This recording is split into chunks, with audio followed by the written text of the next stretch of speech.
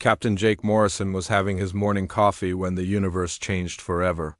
He sat in the command chair of the exploration vessel Horizon's Edge, watching the stars through the main viewport. The ship was 3 days out from Kepler Station, heading toward an unexplored system on the rim. It was supposed to be a routine mission. The communication console started beeping with an emergency signal. Jake set down his coffee and walked over to where Lieutenant Amy Foster was working. At the communications station, she looked confused as she adjusted the controls. "Captain, I'm picking up a transmission on all frequencies," Amy said. "It's coming from everywhere at once. Every relay station, every satellite, every ship in range is broadcasting the same signal." Jake frowned. "That's impossible. Someone would have to control every communication device in human space to do that." "Sir, the signal is reaching Earth too, and all the colonies. Mars, Europa Station, New Angeles, everyone is receiving this." At the same time, the main screen flickered and changed. A face appeared that was clearly not human. The being had pale blue skin stretched tight over sharp bones. Its eyes were large and completely black. When it spoke, the words came through the translator in perfect English. "Attention humans of all worlds and stations. I am High Arbiter Zexthal of the Hegemony Coalition. For 3,000 years we have maintained order in this sector of the galaxy. We represent 12 advanced species that have brought peace and stability to over 200 worlds." Jake felt his blood turn cold. This was first contact, but not the kind humanity had hoped for. "Your species has expanded beyond your home system without permission.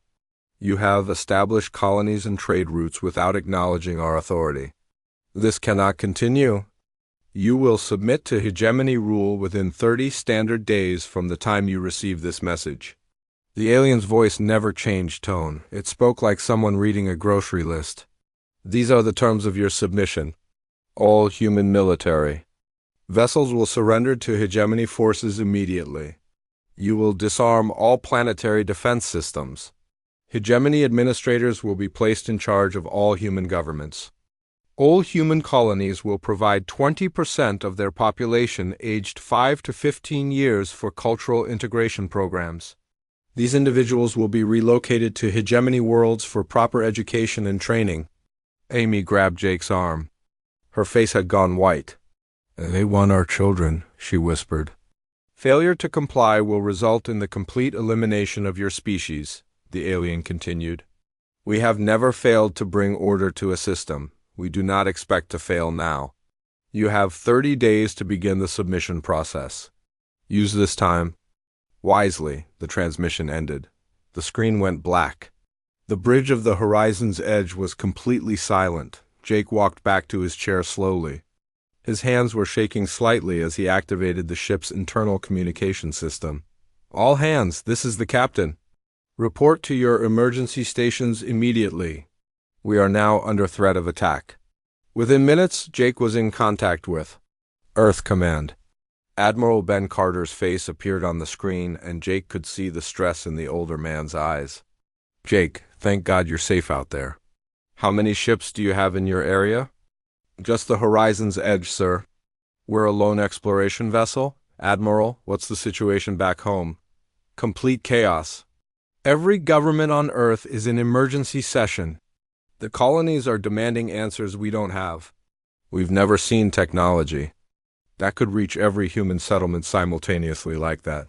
What do we know about this hegemony?" Ben Carter looked at a screen off to his side.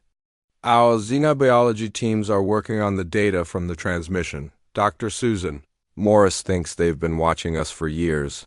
The fact that they know our exact population numbers and colony locations suggests extensive surveillance."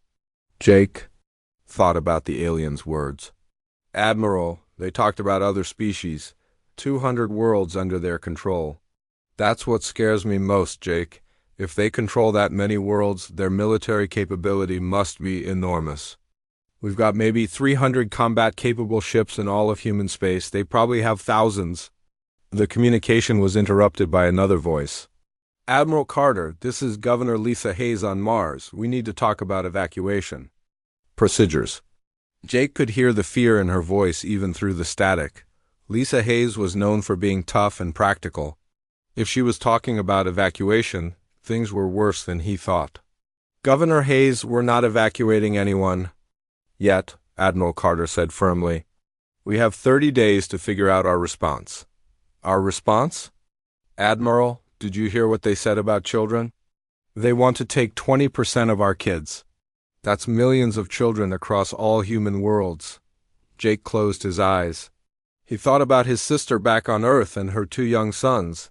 He thought about all the families on Kepler Station, on the mining colonies, on the farming worlds. The hegemony was talking about breaking up families on a massive scale. Governor, we need to stay calm and think this through, Admiral Carter said. We have some advantages. We're spread across multiple systems. Our ships are fast and maneuverable. If we can coordinate properly— Coordinate what? Governor Hayes interrupted. We can't fight an empire that's controlled the galaxy for 3,000 years.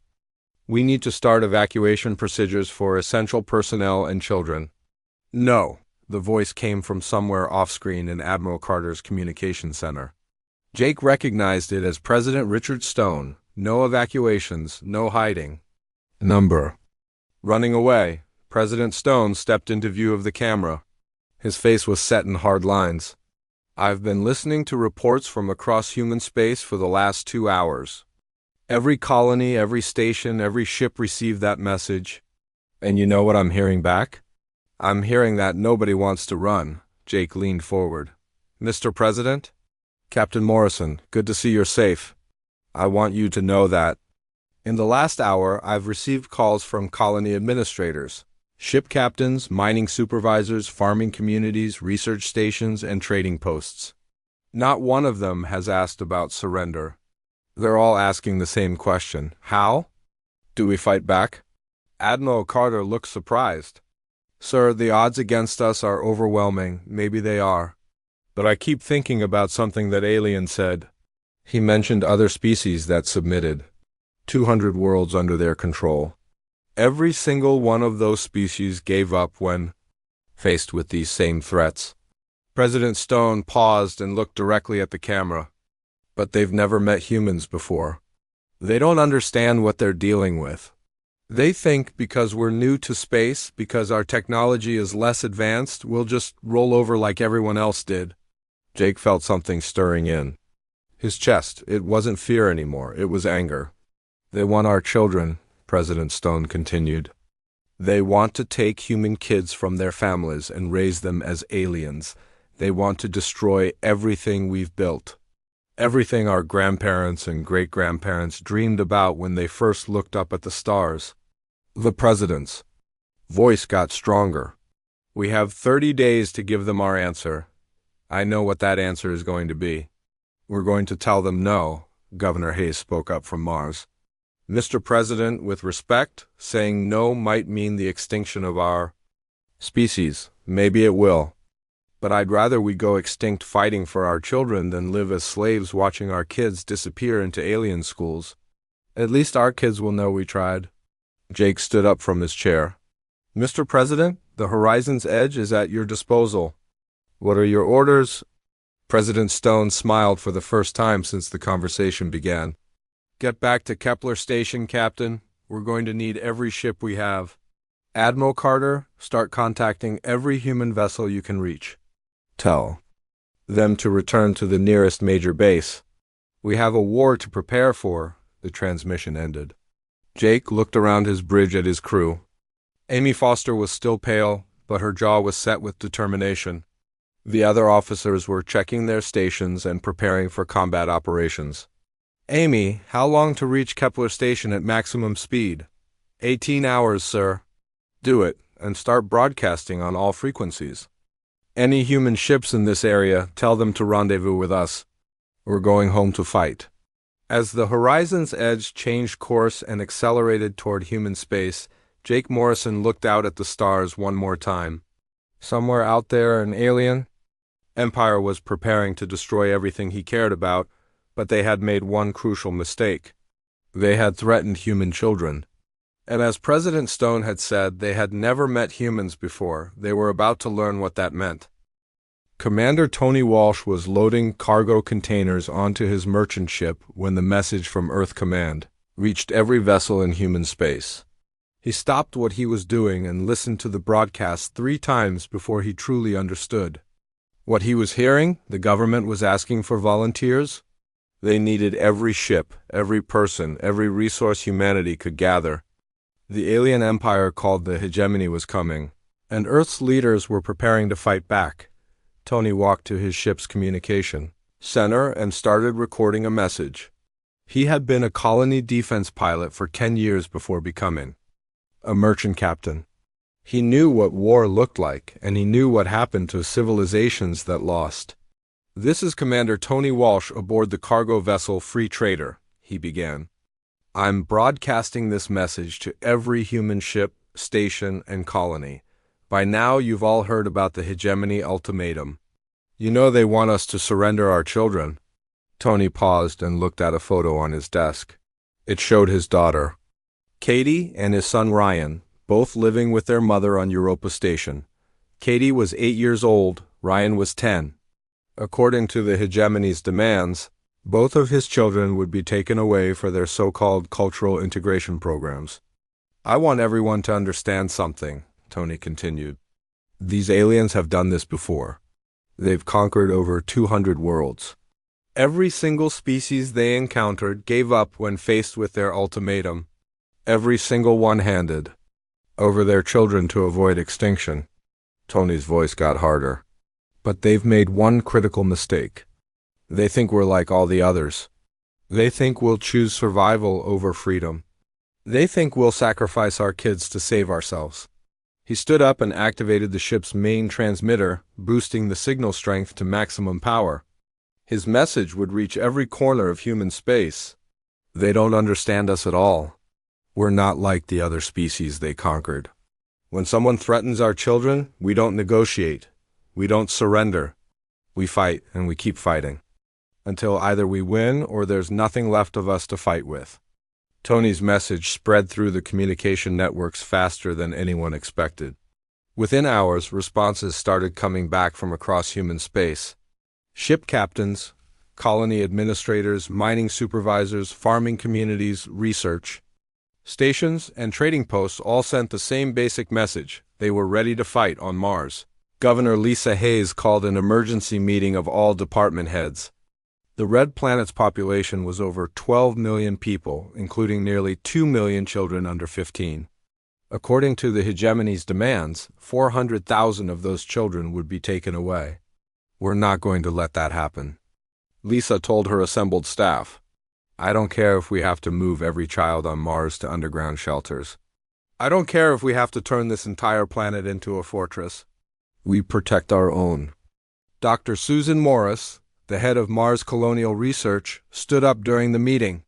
"Governor, I've been analyzing the hegemony transmission data. Their technology is definitely more advanced than ours, but I think I've found something interesting." "What is it?" "Their quantum disruption fields that disable most technology work by targeting specific molecular structures. But human technology is built differently than what they're used to. Our systems might be partially resistant to their weapons." Lisa leaned forward. "How resistant? I don't know yet. But it's worth investigating.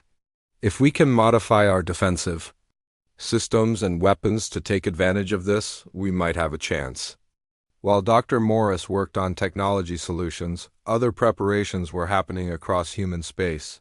On the mining colonies in the asteroid belt, Supervisor Pete Jackson was meeting with his crews. These were tough people who spent their lives working in the dangerous environment of space mining. "Folks, you all heard the message," Pete said to the assembled miners. "Those aliens want to take our kids and turn us into slaves. Anyone here planning to let that happen?" The response was immediate and unanimous. Not one person in the room was willing to surrender. "Good. Now, we're miners, not soldiers. But we know how to use explosives, we know how to move big chunks of rock, and we know how to work in space better than anyone. I think it's time we showed these aliens what human miners can do." Pete's crews started modifying their equipment immediately. Mining charges became improvised weapons. Cargo haulers were reinforced for ramming attacks. Drilling platforms were turned into kinetic bombardment systems. Back on Earth, President Richard Stone was preparing humanity's official response to the hegemony ultimatum. He had received reports from every human settlement, and the message was clear: no one wanted to surrender. The president called a joint session of the United Nations and the Colonial Council. Representatives from every human world attended via secure communication links. When President Stone stood to address them, the chamber was completely silent. 36 hours ago, an alien empire called the Hegemony delivered an ultimatum to humanity. They demand that we surrender our military forces, accept alien rulers, and give them 20% of our children. They expect an answer in 30 days. President Stone paused and looked around the chamber. I have consulted with leaders from every human world and settlement. I have read reports from ship captains, colony administrators, military commanders, and ordinary citizens. The response has been unanimous. He stood straighter. Our answer is no. We reject their ultimatum. We reject their authority. We will defend our children, our freedom, and our right to exist as we choose. The chamber erupted in applause that lasted for several minutes. When it finally died down, President Stone continued. We know the odds against us. The hegemony has technology we can barely understand. They have military forces that dwarf our own. They have conquered every species they've ever encountered. His voice got stronger. But they've never encountered humanity before. They don't understand that we would rather die fighting than live as slaves. They don't understand that threatening our children doesn't make us afraid, it makes us dangerous. The president activated a communication link that connected to Admiral Ben Carter at Earth Defense Command. Admiral, what is the status of our military preparations? Mr. President, we have received offers of support from every human settlement. Merchant captains are volunteering their ships for military conversion. Colony militias are activating. Civilian populations are volunteering for support roles. We've never seen anything like this level of unity and determination. Captain Jake Morrison's voice came through from Kepler Station. Mr. President, the Horizon's Edge has reached Kepler Station. We have 37 additional ships here, all volunteering for combat duty. More are arriving every hour. Good. How long do you estimate before the hegemony forces arrive? Admiral Carter consulted his tactical displays. Based on their transmission technology, they can probably reach our outer colonies within 2 weeks. Earth itself might have another week beyond that, President Stone nodded. Then we use that time to prepare. Every human settlement becomes a fortress. Every ship becomes a warship. Every person becomes a defender. He looked directly at the communication camera. I want this message broadcast to every corner of human space. We are not the same as the species the hegemony conquered. Before, we are human, we protect our own. We fight for our freedom, and we never surrender. The broadcast ended, but the message continued spreading through human space. On cargo ships and passenger vessels, captains were volunteering for combat duty. On colonies and stations, families were preparing to defend their homes. On Earth, Luna, and Mars, factories were switching to military production. Commander Tony Walsh received reports from other merchant captains across the trade routes. Every single one was willing to fight. Ships that had spent years carrying peaceful cargo were being fitted with weapons and armor. Dr. Susan Morris made a breakthrough in her research on hegemony technology. She discovered that human quantum processors operated on different frequencies than alien systems. With modifications, human technology could resist hegemony disruption fields much better than expected. Governor Lisa Hayes ordered the construction of underground shelters on Mars, but not for evacuation. They were command centers and weapons storage facilities. If the hegemony wanted Mars, they would have to fight for every meter of it. Supervisor Pete Jackson's mining crews developed new tactics using their industrial equipment as weapons. Asteroid miners could accelerate chunks of rock to incredible speeds. Drilling platforms could bore through the strongest armor. Cargo haulers could deliver devastating ramming attacks. As the deadline approached, humanity was transforming. What had started as a peaceful species focused on exploration and trade was becoming something else entirely.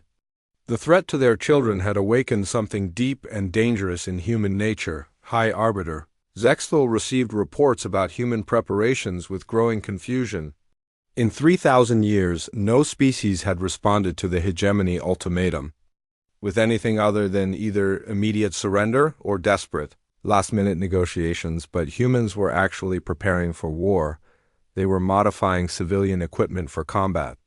They were organizing their entire civilization for resistance. They seemed genuinely willing to fight against impossible odds rather than submit. Zexthel reviewed the files again. The 30 days ended at exactly midnight Earth time. Admiral Ben Carter was standing in the command center at Earth Defense Headquarters when the sensors detected the first hegemony ships. They appeared at the edge of the solar system like ghosts, materializing from empty space. "Sir, we have contact," reported Lieutenant Amy Foster from her position at the sensor station. 847 ships of various configurations. They're holding position just beyond Neptune's orbit. Ben stared at the tactical display. The enemy fleet was massive beyond anything humanity had ever seen. Each of the larger ships was easily 10 times the size of Earth's biggest warships. The combined firepower represented on those screens could turn entire planets into dust. Any communication from them? "Yes, sir, the same alien from before, High Arbiter Zexthel. He's requesting to speak with Earth's leaders. Put him through." The main screen flickered and showed the pale blue face of the hegemony leader. His black eyes seemed to look directly at Admiral Carter with cold indifference. "Admiral Carter of Earth Defense Command. Your 30 days have expired. We have received no indication of surrender from any human settlement. This is your final opportunity to submit to hegemony authority." Ben Carter had been preparing for this moment for weeks. He looked directly at the alien commander and spoke clearly. "High Arbiter Zexthel, this is Admiral Benjamin Carter representing the United Earth Defense Forces and all human colonies. Our answer is the same as it was 30 days ago. We reject your ultimatum. We will not surrender our children. We will not accept your rule. If you want to control human space, you'll have to fight for it." The alien's expression did not change. "Very well, you have chosen extinction. We will begin with your outer colonies and work inward toward Earth. You have 1 hour to reconsider." The transmission ended. Admiral Carter turned to his staff. "Signal all ships. Execute Battle Plan Alpha. Signal the colonies. It's time." Across the solar system, humanity's defenses activated. Hidden weapon platforms emerged from behind asteroids. Ships that had been disguised as cargo haulers dropped their false hulls and revealed missile batteries. The trap that Earth's military had been preparing for weeks was finally springing. But the hegemony struck first. Their ships moved with impossible speed toward the outer colonies. The mining stations in the asteroid belt were their first target. Supervisor Pete Jackson was ready for them. His crews had spent weeks preparing for this moment. As the alien ships approached the main mining station, Pete activated the defense plan. "All crews, this is Pete. Execute Sledgehammer Protocol. Make them pay for every inch." The miners had turned their workplace into a fortress. Cargo containers filled with explosives were launched at the approaching hegemony ships. Mining charges detonated in carefully planned sequences, creating debris fields that forced the aliens to slow down. Drilling platforms fired streams of superheated plasma that could cut through starship hulls. The aliens had expected easy targets. Instead, they found themselves fighting a running battle against an enemy that knew every asteroid and piece of debris in the belt. Human miners used their intimate knowledge of the local space to launch ambush attacks and then disappear into the maze of rocks and ice. "Pete, this is Mining Station 7, came a voice over the radio. "We've got 3 alien ships closing on our position." "Roger that, Station 7. Execute ramming protocol." Captain Mary Chun had volunteered her cargo hauler for the most dangerous mission possible. Her ship was loaded with every explosive the miners could find. As the hegemony ships closed in on Mining Station 7, Mary accelerated her vessel to Maximum speed. Tell my kids I love them, Mary transmitted as her ship slammed into the lead alien vessel. The explosion lit up space for hundreds of kilometers. When the light faded, both Mary's ship and the alien vessel were gone.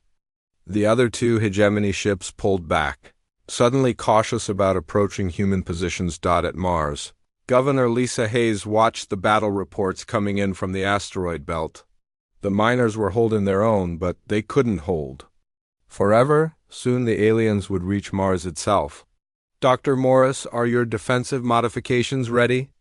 Dr. Susan Morris looked up from her control panel. The quantum-resistant shields are online?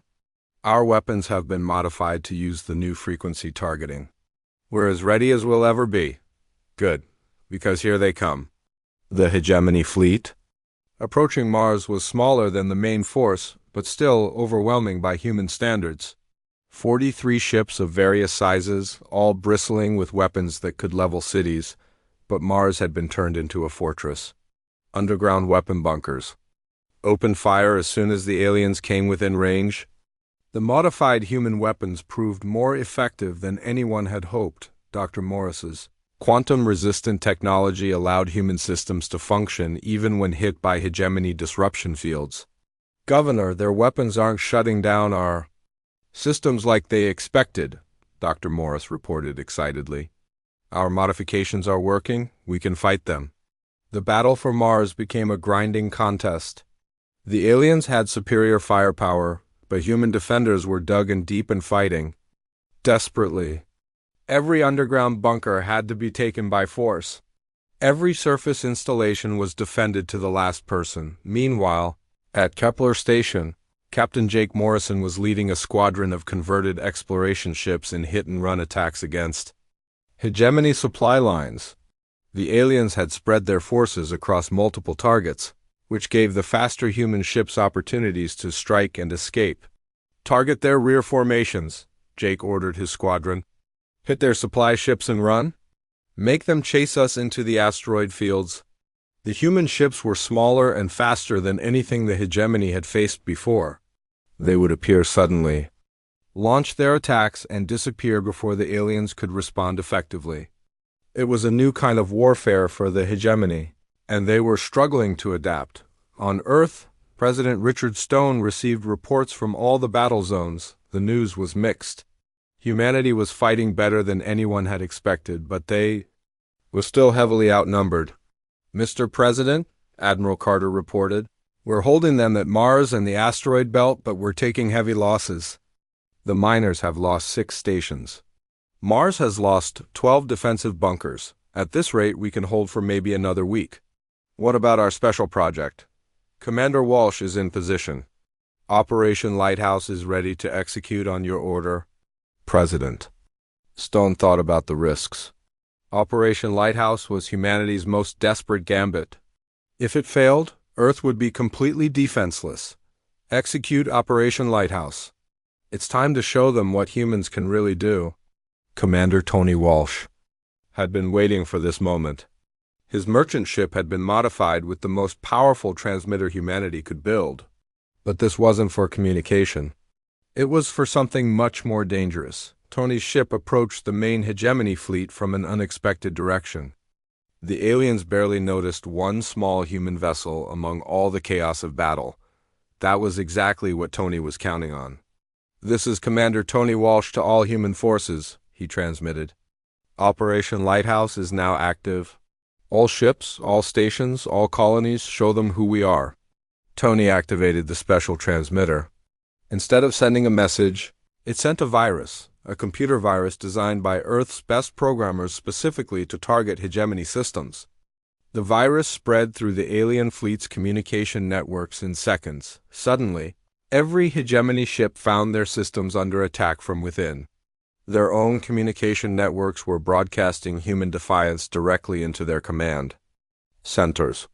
Images of human families, human children, human colonies filled every screen on every alien ship, but more importantly, the virus was designed to broadcast everything the hegemony ships were seeing back to Earth. For the first time, humanity could see exactly what they were fighting against. High Arbiter Zexthal. watched in shock as his carefully organized fleet began experiencing system failures. The human virus was spreading through their networks faster than his technicians could stop it. How is this possible? He demanded. Human technology is primitive. They should not be able to penetrate our systems. His tactical officer looked confused. Sir, their virus is using techniques we've never seen before. It's like they designed it specifically to target our network protocols. The virus did more than just disrupt hegemony systems. It also transmitted detailed information about alien ship designs, weapon capabilities, and fleet movements directly to human forces. Suddenly, humanity had intelligence about their enemy that they had never possessed before. Captain Jake Morrison received the new intelligence data and immediately saw opportunities. All ships knew target priorities. The virus has identified their command ships and supply vessels. Focus all attacks on those targets. The tide of battle began to shift. Human forces, now armed with detailed knowledge of enemy vulnerabilities, launched coordinated strikes against the most important hegemony vessels. The aliens found themselves fighting an enemy that somehow knew exactly where to hit them for maximum damage. Dr. Susan Morris used the new data to make additional modifications to human weapons. Governor Hayes, I can modify our remaining defensive systems to specifically target their shield generators and power cores. This intelligence is incredibly valuable. 6 months after the first shots were fired, the war had changed everything. The hegemony still controlled most of the galaxy, but for the first time in 3,000 years, their grip was slipping. Reports of uprisings were coming in from conquered worlds across dozens of star systems. Captain Jake Morrison stood on the bridge of his ship, now heavily modified for combat operations. The horizon's edge bore scars from 6 major battles, but she was still flying. More importantly, Jake's crew had rescued something that would change the course of the war. Captain, the rescued prisoners are awake and asking to speak with you, reported Lieutenant Amy Foster. Jake walked to the medical bay where Dr. Susan Morris was treating the aliens they had pulled from a hegemony prison transport. These weren't enemy soldiers. They were prisoners from species that had been conquered long ago. The largest of the rescued aliens was clearly from a warrior culture. Her skin was dark green and covered with natural armor plates. When she spoke, her voice was deep and commanding. I am Cathara, former battle commander of the Veltar Third Fleet. My people were conquered by the hegemony 200 years ago. You are the humans we have been hearing about. Jake nodded. That's right, I'm Captain Morrison. We intercepted your prison ship and got you out. Cathara studied Jake with intelligent eyes. In 2 centuries of captivity, no one has ever rescued hegemony prisoners. No one has ever fought them successfully, yet here you are. We're not fighting them successfully, Jake admitted. We're just refusing to lose. There's a difference. No, Captain Morrison, you do not understand what you have accomplished. The hegemony has never faced sustained resistance. They conquer quickly, establish control, and move on. This extended war is something completely new for them. Dr. Morris looked up from her medical scanner. Commander Cathara, we've been analyzing hegemony technology for months. Can you tell us about their weaknesses? The alien warrior's expression changed to something that might have been a smile. Doctor, I spent 40 years fighting them before my people fell. I know every ship design, every weapon system, every tactical doctrine they use. More importantly, I know how they think. Back on Earth, President Richard Stone was meeting with the United Nations Emergency Council. The reports from the war zones were mixed, but something unexpected was happening across the galaxy. Mr. President, reported Admiral Ben Carter via secure communication, we're receiving messages from resistance groups on at least 30 conquered worlds. They're asking for support and coordination. The virus broadcast from Operation Lighthouse has spread farther than we ever imagined. What kind of support are they asking for? Weapons, technology, tactical advice. But mostly they want to know how to fight. Commander Walsh's broadcasts have shown them that the hegemony can be hurt, and they want to join the fight. President Stone considered the implications. Admiral, how many ships can we spare for support missions? Sir, we can barely hold our own territory. But these resistance groups could become a major factor if we can help them organize. The president made his decision. Do it. Send what we can spare. If we're going to win this war, we need allies. Commander. Tony Walsh had become humanity's unofficial ambassador to the galaxy's resistance movements. His ship was now equipped with advanced communication gear that allowed him to coordinate with rebel groups across multiple star systems. This is Commander Walsh broadcasting to all resistance cells, he transmitted. We're uploading tactical manuals, weapon blueprints, and communication protocols. Use them to organize your operations. The response was immediate and overwhelming. Within days, Walsh was receiving reports of successful attacks on hegemony installations from over 20 different worlds. The aliens had never faced coordinated resistance on this scale, but the most significant development came when Cathara shared detailed intelligence about hegemony command structures with human forces. The hegemony operates on strict hierarchy, she explained to a gathering of human military leaders. Every decision must be approved by higher authority. They are not used to adapting quickly to changing situations. Governor Lisa Hayes, now coordinating colonial defense from Mars, leaned forward. How do we use that against them? You force them to make decisions faster than their command structure can handle. You attack multiple targets simultaneously. You make them react instead of acting according to their plans. Dr. Susan Morris had been working with alien refugees to develop new weapons and defensive systems. The combination of human innovation and alien knowledge was producing remarkable results. Governor Hayes, we've developed a new type of missile using Veltar targeting technology combined with human explosives. The yield is 3 times more powerful than anything we had before. How many can we produce? With the new production facilities? On Luna and Europa, we can have 500 ready within 2 weeks. But the most important breakthrough came from an unexpected source. A group of rescued prisoners from a species called the Nephari had been scientists before their conquest. They brought knowledge of hegemony research facilities and secret weapon development programs. The hegemony has been working on a planet killer weapon, explained Dr. Ventel, the lead Nephari scientist. It uses quantum resonance to destabilize planetary cores. If they complete it, they can destroy entire worlds without needing to invade. The news sent shock waves through human command. A planet-killer weapon would end any hope of successful resistance. Where is this weapon being developed? Admiral Carter asked. A research station in the hegemony core systems. Heavily defended, but not impossible to reach if you could coordinate a large enough attack force. President Stone called an emergency meeting of all human military commanders and allied resistance leaders. The holographic conference included over 50 different species from across the galaxy. Friends and allies, the president began, we face a critical decision. The hegemony is developing a weapon that could end our resistance permanently. We have a chance to stop them, but it will require everything we have. Cathara spoke up from her position aboard Jake Morrison's ship. President Stone, the Veltar pledge our remaining forces to this mission. We have waited 200 years for this opportunity. Similar commitments came from resistance leaders across the galaxy, species that had been enslaved for centuries. We're ready to risk everything for one chance at freedom. Commander Walsh coordinated the logistics of the largest military operation in galactic history. Over 200 ships from dozens of different species would converge on the hegemony research station. Most of them were converted civilian vessels with improvised weapons, but they were all crewed by beings who had lost everything to the hegemony. The plan was desperate and dangerous. The research station was located deep in hegemony space, surrounded by defensive fleets.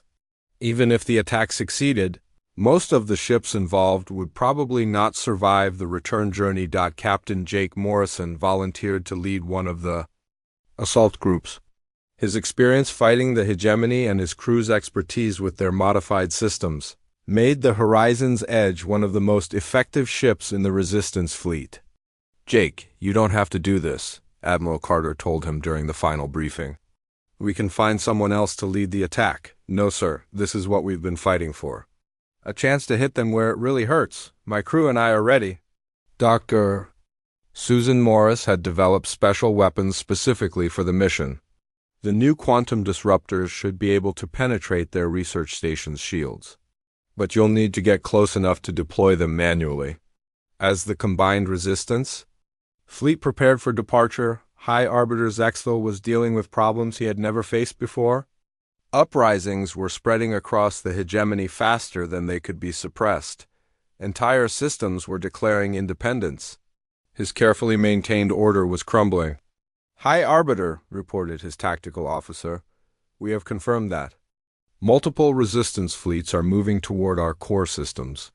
The humans appear to be coordinating a major offensive. Zexthel studied the tactical displays with growing alarm. The resistance had grown from a minor human rebellion into a galaxy-wide revolution. Every species the hegemony had conquered was rising up simultaneously. Recall all available fleets to defend the core systems. The research station must be protected. At all costs. But even as Zexthel issued his orders, he knew that his empire was facing something unprecedented. The humans had done more than just resist conquest. They had shown the entire galaxy that the hegemony could be fought. The final battle was approaching, and for the first time in 3 millennia, the outcome was uncertain. The hegemony had the advantage in ships and firepower, but the resistance had something the aliens had never encountered before. The desperate courage of beings fighting for their freedom and their children. Commander. Tony Walsh sent one final message to all resistance forces as they prepared for the assault. This is it, everyone. Everything we fought for comes down to this mission. The hegemony thinks they can break our spirits by threatening our families. Let's show them what happens when you threaten the children of free beings. The combined fleet entered hyperspace, heading toward what would be either the most decisive victory in galactic history or the final chapter of the Resistance. Either way. The combined resistance fleet dropped out of hyperspace at the edge of the hegemony core system. Captain Jake Morrison looked at his tactical display and felt his heart sink. The enemy had been expecting them. Over 300 hegemony warships surrounded the research station in defensive formations. These weren't the same ships that had attacked human colonies months ago. These were the hegemony's elite forces, their most advanced vessels with their most experienced crews. Captain, we're receiving a transmission from the station, reported. Lieutenant Amy Foster, High Arbiter Zexthel's face appeared on the main screen. For the first time since the war began, the alien leader looked genuinely angry. Captain Morrison and Resistance commanders. You have traveled far to die here today. Your rebellion ends now. Surrender your ships, and we will make your deaths quick. Jake activated his own transmitter so his response would reach every ship in both fleets. High Arbiter Zexthel, this is Captain Jake Morrison representing the free beings of the galaxy. We didn't come here to surrender. We came here to end your empire. The alien's black eyes seemed to burn with cold fury. You cannot win? You are outnumbered 3-1? Your ships are inferior. Your crews are inexperienced. You will all die for nothing. Maybe we will, Jake replied. But even if we die here, today, we've already won something more important than this battle. We've shown the galaxy that you can be fought. We've proven that your empire can bleed. Every being watching this battle will know that the mighty hegemony can be brought to its knees by people fighting for their freedom. Commander Tony Walsh's voice came over the Resistance Fleet communication channel. All ships execute attack pattern Delta. Primary targets are the station's shield generators. Secondary targets are the weapon platforms. Stay close to each other and cover your wingmates. The battle began with a massive exchange of fire that lit up space like a new star. The hegemony ships had superior weapons and armor, but the Resistance fleet had something the aliens had never faced before: absolute desperation combined with tactical coordination. Cathara, now serving as tactical coordinator aboard Jake's ship, called out target priorities. Focus fire on the command ships. Take out their coordination and the rest will struggle to adapt. The resistance ships moved in patterns the hegemony had never seen before. Human vessels worked closely with alien allies, each species contributing their unique strengths to the combined effort. Veltar ships used their superior armor to draw enemy fire while human vessels used their speed to launch. Hit-on attacks. Dr. Susan Morris's new quantum disruptor weapons proved devastatingly effective against hegemony shields. The research station's defenses began failing as multiple resistance ships concentrated their fire on key systems, but the cost was terrible. Within the first hour of battle, over 60 resistance ships had been destroyed. The hegemony was taking losses too, but they could afford them better than the rebels could. "Jake, we're not going to make it," Commander Walsh transmitted from his heavily damaged ship. "There are too many of them." "Then we make sure this counts," Jake replied. "All ships with quantum disruptors, follow me. We're going in." Jake's assault group consisted of 12 ships, all that remained of the specialized attack force. They accelerated toward the research station, weaving through the massive space battle raging around them. The station's point defense systems opened fire, but Dr. Morris's modifications to the human ships allowed them to resist the hegemony's disruption weapons. One by one, the assault ships reached the station's outer hull. "Amy, activate the boarding pods," Jake ordered. "We're going in manually." The plan was desperate beyond belief. Jake and a small team would board the station and plant charges on the planet-killer weapon while the rest of the fleet held off the hegemony forces. The chances of survival were essentially zero. Jake's boarding party included Amy Foster, Cathara, and 6 other volunteers from various species. They cut through the station's hull using portable fusion torches and fought their way through corridors filled with defending aliens. "The weapon chamber is 3 levels down," Cathara reported, consulting a blueprint stolen from hegemony archives. "We need to reach the quantum resonance core." They fought through increasingly heavy resistance as station security forces tried to stop them. The corridors were filled with energy weapon fire and the sounds of desperate combat. Meanwhile, the space battle was reaching its climax. Commander Walsh's ship was down to emergency power, but he was still coordinating resistance attacks. "All remaining ships, cover Morrison's team, whatever it takes." Admiral Ben Carter's voice came through from Earth on a delayed transmission. "Jake, we're monitoring your progress. The whole galaxy is watching this battle. Make it count." Jake's team finally reached the weapon chamber, but they found High Arbiter Zexthal waiting for them with a squad of elite guards. The alien leader held a weapon unlike anything the humans had seen before. "Captain Morrison, you have caused me considerable trouble. Your species was supposed to be conquered months ago. Instead, you have turned my galaxy into chaos." "Your galaxy?" Jake replied, raising his own weapon. "This galaxy belongs to everyone who lives in it, not just you and your empire." The final confrontation was brief but intense. Zexthal's guards fell quickly to the combined firepower of the boarding party. But the High Arbiter himself proved to be a formidable opponent. His personal shield generator deflected most attacks while his weapon carved through station bulkheads like they were paper. Cathara charged the alien leader, using her natural armor to absorb his weapon fire. "For the Veltar," she shouted as she tackled Zexthal. Both of them went down in a tangle of limbs and weapons. Jake reached the quantum resonance core and began placing the explosive charges Dr. Morris had designed. "Amy, start the timer, 60 seconds and then we run." But as they prepared to evacuate, Zexthal broke free from Cathara and aimed his weapon at Jake. "If I cannot have this galaxy, then no one will." Amy Foster stepped between them and took the full force of the alien's weapon. She collapsed to the deck, her body smoking from the energy discharge. "Amy!" Jake knelt beside her, but she was already dying. "Finish it," she whispered. "Don't let them win." Jake activated the charges and grabbed Cathara, who was also badly wounded. They had 30 seconds to reach their ship before the station exploded. They barely made it. The Horizon's Edge pulled away from the station just as the charges detonated.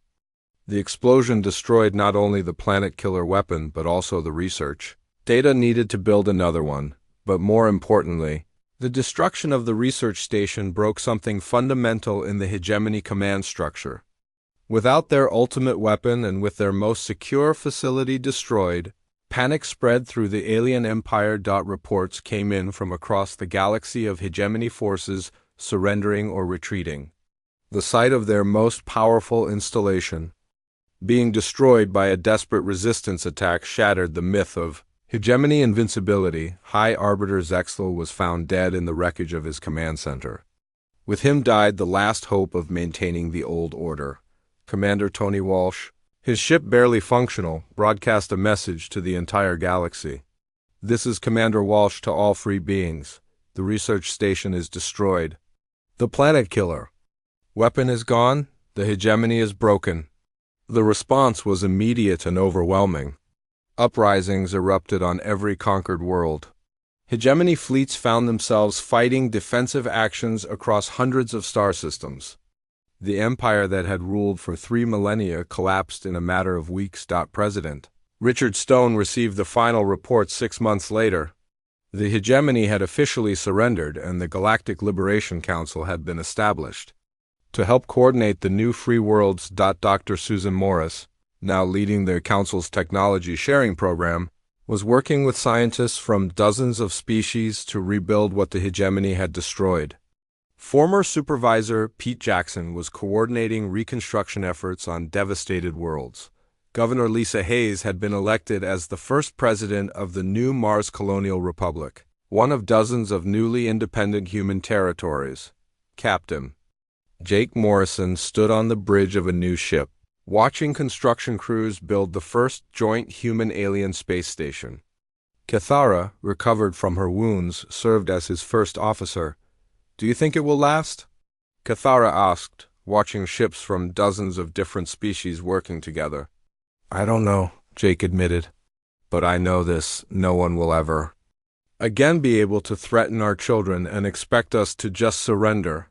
The galaxy learned something important about what happens when you push free beings too far. A communication came in from Earth. It was a message from President Stone to be broadcast to every world in the galaxy. "To all beings everywhere," the president began. 6 months ago, an empire demanded that humanity surrender our children and our freedom. Today, that empire no longer exists. We didn't fight for conquest or revenge. We fought for the right to live free and raise our children as we choose. The message continued.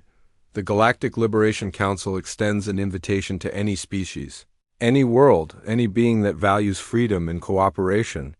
We offer friendship, trade, mutual defense, and the promise that never again will anyone be forced to surrender their children to avoid extinction.